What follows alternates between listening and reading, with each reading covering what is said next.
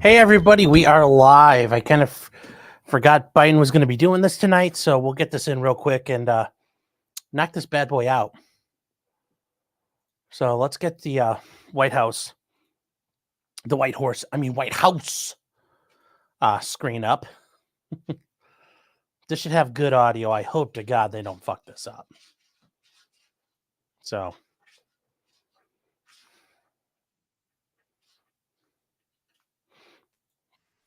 Joining us tonight is Joe Dolio, Tacticalism. Hi, Joe. Hey, what's happening, man? I think Forever War might be back on the menu. I'm almost 100% positive. Also, yeah, and I don't know if you're... So, yeah. I don't know if you're... Did you hear the apparently... Go ahead, sir. Yeah, we're now intercepting missiles in Yemen that aren't coming at us, but we're just getting involved. So...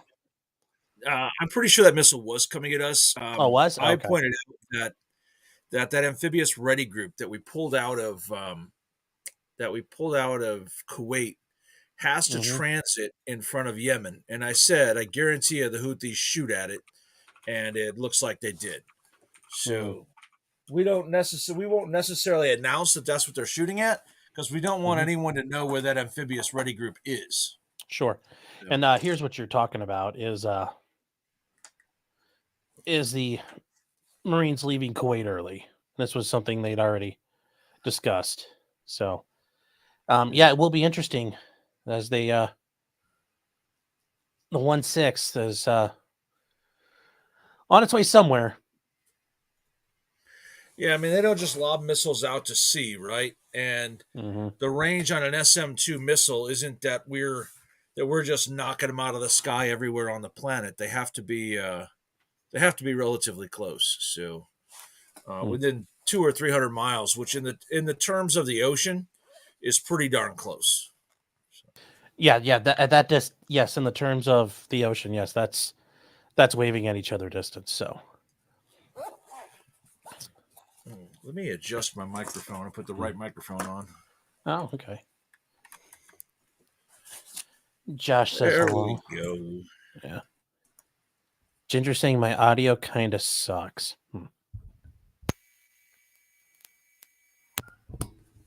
Your audio was a little weak. I had to switch to something. Okay. Boost it up. Ara Moon says, "Can I introduce Tactical Wisdom? Does he have a military background?" Joe, if you'd like to introduce yourself a little bit, you could probably do it better than I can.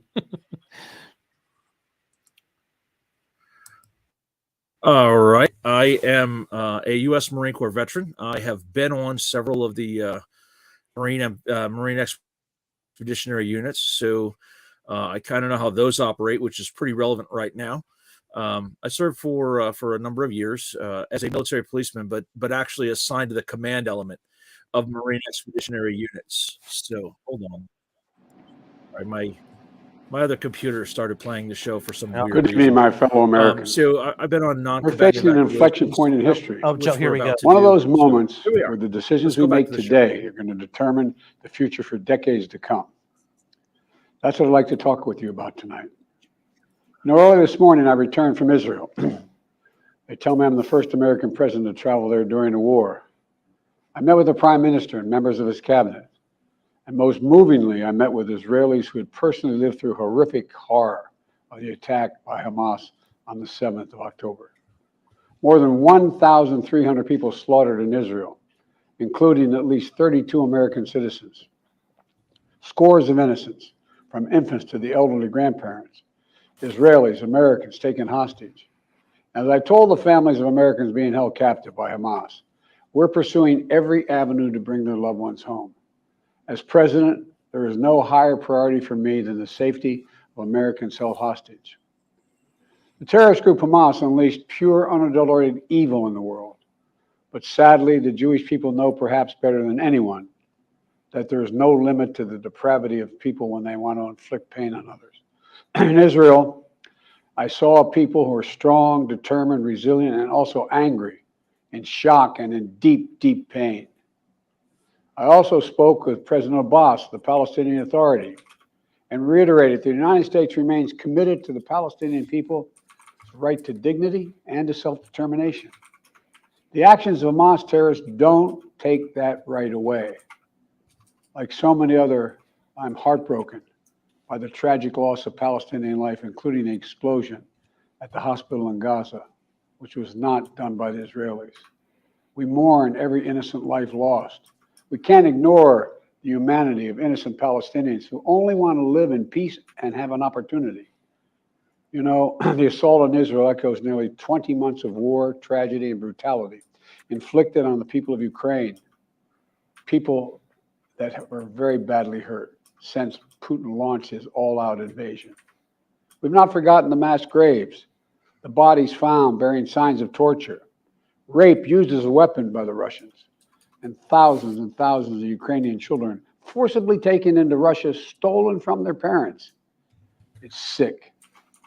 Hamas and Putin represent different threats, but they share this in common. They both want to completely annihilate a neighboring democracy, completely annihilate it. Hamas' stated purpose for existing is the destruction of the state of Israel and the murder of Jewish people. Hamas does not represent the Palestinian people. Hamas uses Palestinian civilians as human shields, and innocent Palestinian families are suffering greatly because of them. Meanwhile, Putin denies Ukraine has or ever had real statehood. He claims the Soviet Union created Ukraine. And just 2 weeks ago, he told the world that if the United States and our allies withdraw, and if the United States withdraw, our allies will as well, military support for Ukraine would have, quote, a week left to live, but we're not withdrawing. I know these conflicts can seem far away, and it's natural to ask, why does this matter to America? So let me share with you why making sure Israel and Ukraine succeed is vital for America's national security. You know, history has taught us that when terrorists don't pay a price for their terror, when dictators don't pay a price for their aggression, they cause more chaos and death and more destruction. They keep going, and the cost and the threats to America and the world keep rising. So if we don't stop Putin's appetite for power and control in Ukraine, he won't limit himself just to Ukraine. Putin's already threatened to remind Poland that their Western land was a gift from Russia.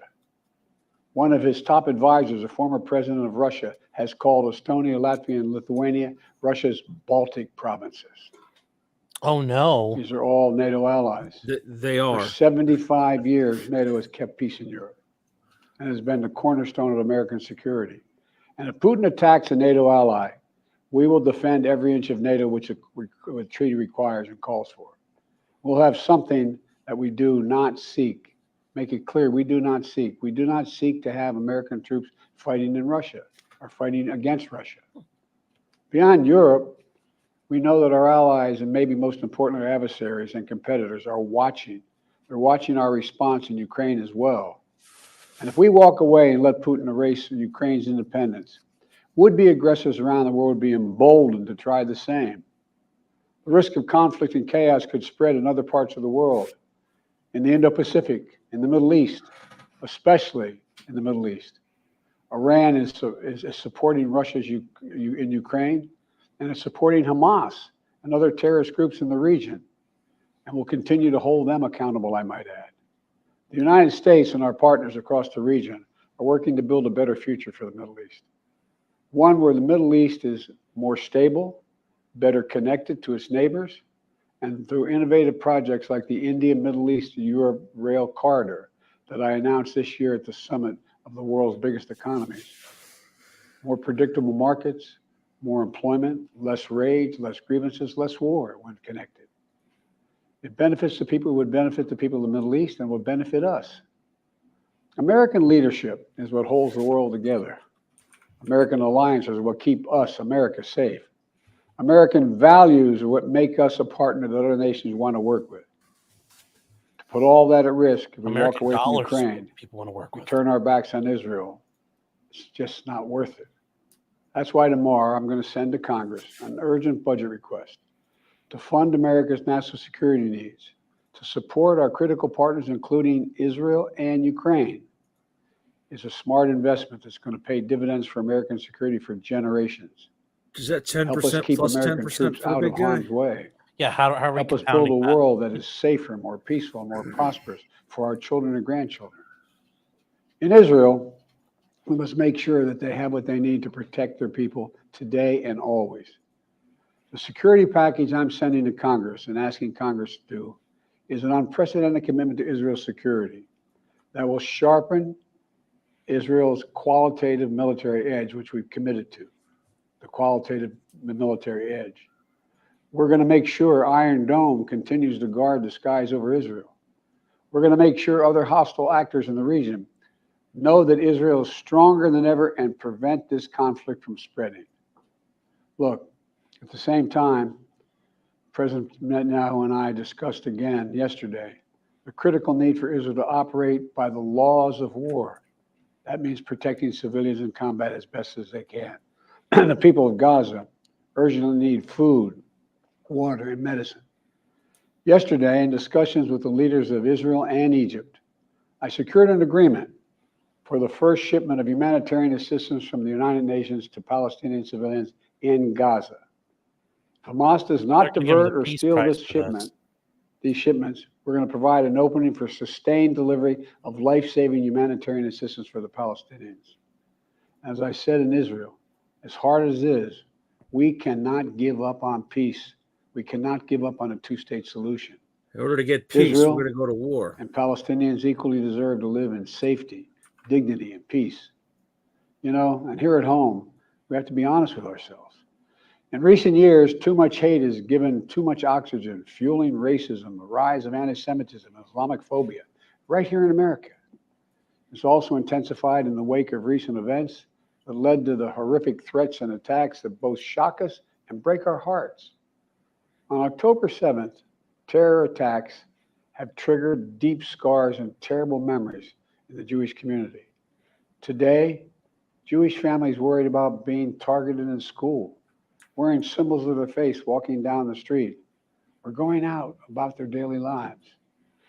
And I know many of you in the Muslim American community, the Arab American community, the Palestinian American community, and so many others are outraged and hearty, saying to yourselves, here we go again with Islamophobia and distrust we saw after 9/11.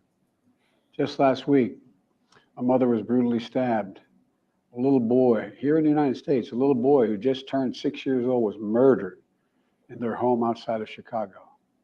His name was Wadiha, a proud American, a proud Palestinian American family.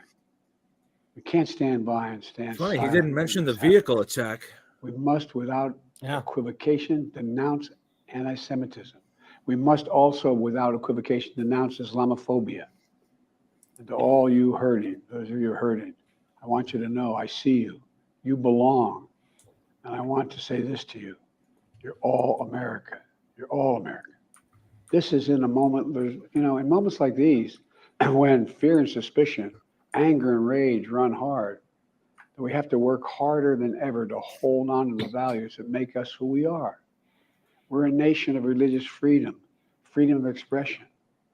We all have a right to debate and disagree without fear of being targeted in schools or workplaces or in our communities. I must renounce violence and vitriol. See each other not as enemies, but as fellow Americans.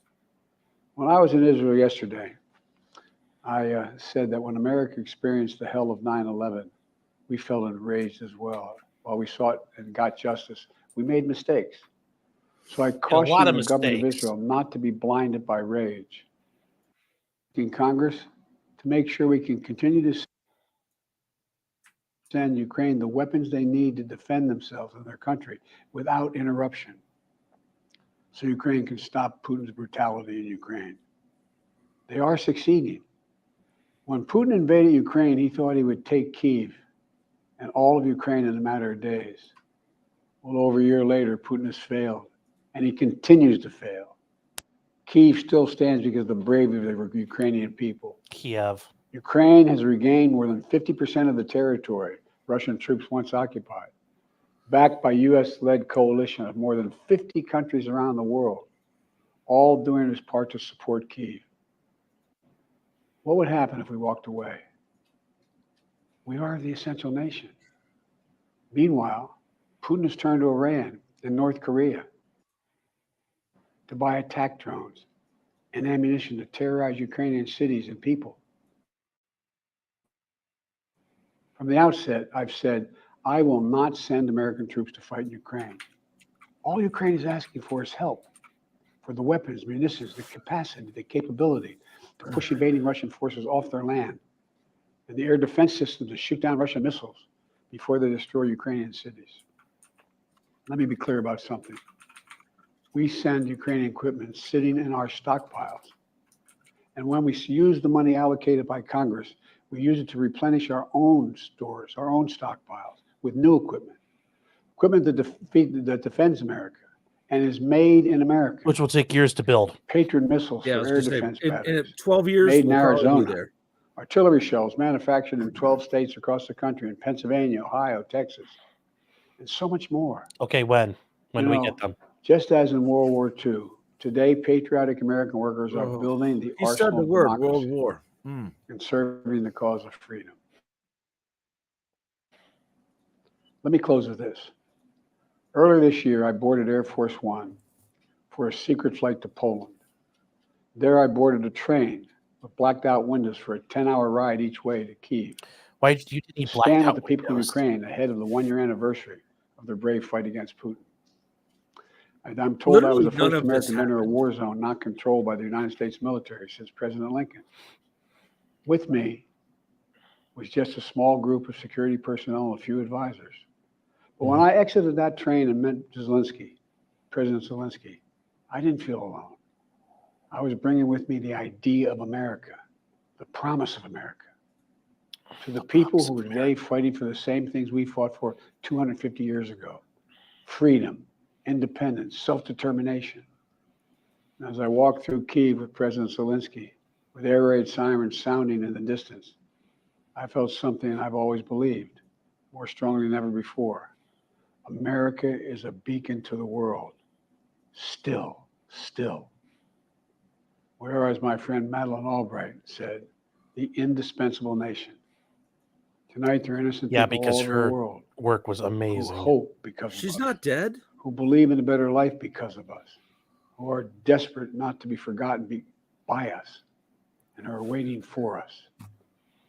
But time is of the essence. I know we have our divisions at home.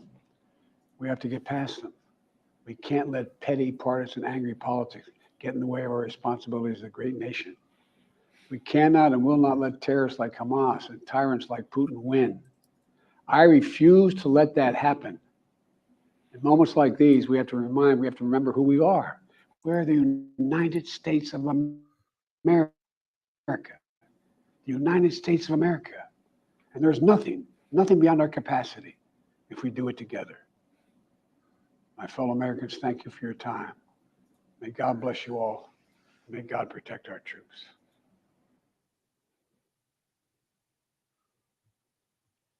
Well, thankfully, there's no more forever. We're not like in a war right now, at least. So that's the good news. The word World War in there. Yes, he did, but get a little nerve-wracking there. I'm not even sure what he said. No, I don't either.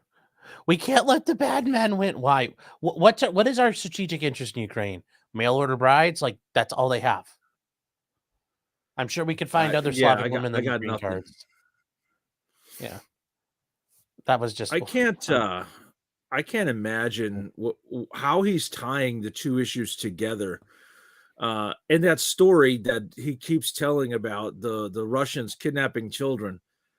They evacuated Russian citizens from the Donbass. Yes, they didn't kidnap any Ukrainian children. Yeah. And it's just silly. And I don't know. And they've been returning them too, so it's really weirdest kidnapping ever. But oh well. I'm just glad he's not saying like things are going down, because I was kind of waiting for that to happen. So I'm curious though why he didn't mention the insurrection at the Capitol yesterday.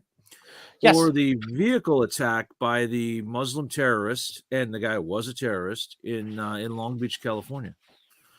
So interesting. Yes, very interesting. It didn't mention any of the embassies being taken out, but because he called it a terrorist attack and unjustified and unprovoked, he just guaranteed more riots at U.S. embassies tonight, Mm-hmm. and probably throughout the weekend, and probably another insurrection at the Capitol. They're not going to like Rashida Tlaib is going to give another speech tomorrow. By the way, let's compare what Rashida Tlaib had to say outside the Capitol and what Donald Trump said. One of them has been charged with a crime. One of them has not. Mm-hmm. Oh, yeah. Yeah, and people in that one were telegramming Global Intifada or whatever the name of that organization was on Telegram. Nope, that's okay. But you're gonna have some fun with Dearborn. I mean, you're basically like the mayor of Dearborn right now. Yeah, so I just make sure when I leave, I drive west. I don't go east. It gets pretty sketchy along Warren Avenue, and the Palestinian flags are always up. There's even more.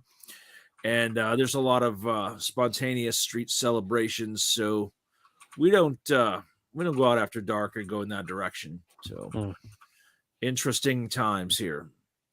I'm more worried about the rednecks south of here driving up into Dearborn to fight their own war. We had some of that after September 11th, so we shall see. We shall see. Yeah. Well, and if you guys a little more about Joe, he is a prolific writer with multiple books at this point. Five. Yes, pulling head. Yes, 5. But yes, it's a lot of training there, and the training is tactical wisdom 1, 2 fieldcraft, 3 is defensive operations, notes, contacts and notes. There's scouting and patrolling, and the newest one, tactical wisdom number 5, first aid. Yeah, that one's actually a pretty cool one. I really liked writing that one, and good stuff going in there. Yes, and if you Angrist, yes, I do know Justin at Phoenix Ammunition quite well. We're homies. So yeah. Yes. And if you guys go to tactical-wisdom.com, you can get his books. You can also get signed ones, and also just information Joe has about different things that are going on if you guys are interested in that.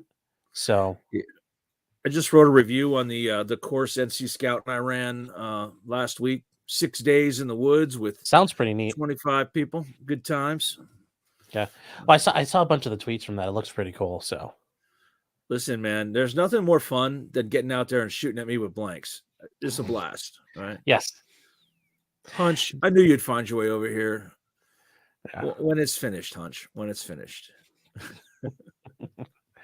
So Stormcrow 900 for $5 saying, "Wait, you boarded a train with blacked out windows in Poland and it didn't drop you off at Auschwitz? I'm so disappointed." Yeah, well, me too. Me too. It's the whole thing of yes, you told the Russians you were coming, so they didn't launch a cruise missile. There's a reason why nothing happened while you were there.